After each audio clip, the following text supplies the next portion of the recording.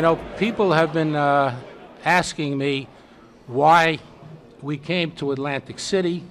When I see something that is turning, I did this in Soho in Manhattan, the west side of Manhattan, Williamsburg in Brooklyn, even in certain parts of Florida. And I believe that Atlantic City has seen its worst days. And I believe that Atlantic City has only one way to go, and that's up. And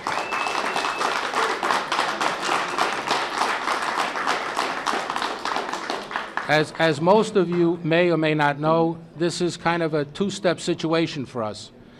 We are very pleased that we are able to open the steak restaurant here, and sometime before the summer, we're going to have another enterprise upstairs, and we would like all of you to attend that as well.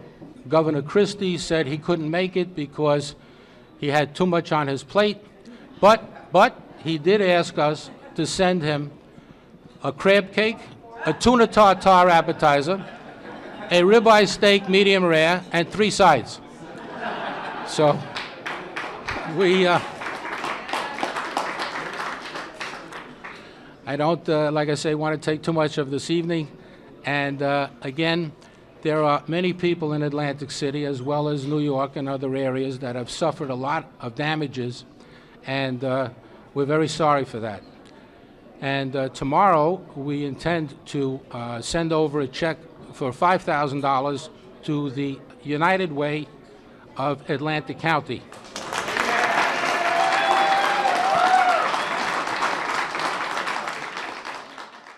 This steakhouse is rated one of the top restaurants in New York City by Frank Bruni.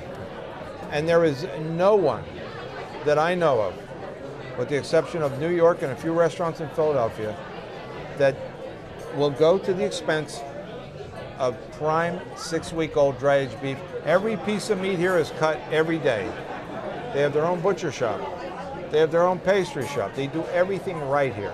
The idea was to produce a product that was what we felt was superior and that people would see as a cut above other steak restaurants. Most steak restaurants are chains, and they run them as chains. That doesn't mean that they're bad restaurants. It's just what their criteria is not our criteria. We don't have a formula where food has to be 22%, labor has to be 17%, rent has to be 11%. We take a product, we price it competitively, fairly. It's not the cheapest, but it certainly isn't the most expensive.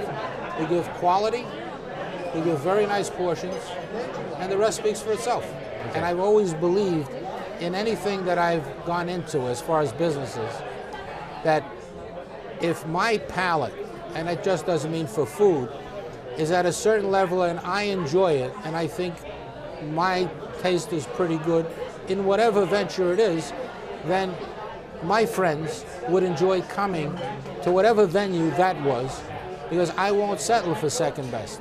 So if it's good for Bob, it's got to be good for you, otherwise there's a reason why it isn't. To think that Robert Gans was willing to invest this kind of money in our community is an indicator that we are moving in the right direction. To become the destination resort that we already are, but to improve upon it and to become even better. These are the types of establishments that will put us on the map and continue to move Atlantic City forward. It shows me that Atlantic City is far from dead, as Al Roker reported. We have major investors coming to Atlantic City. We're alive and open for business, and this magnificent facility tonight is just a show of that proof. Bob Gans and his team are only about one thing, the best of the best. And we are proud to have them here at Trump Entertainment and at the Taj Mahal.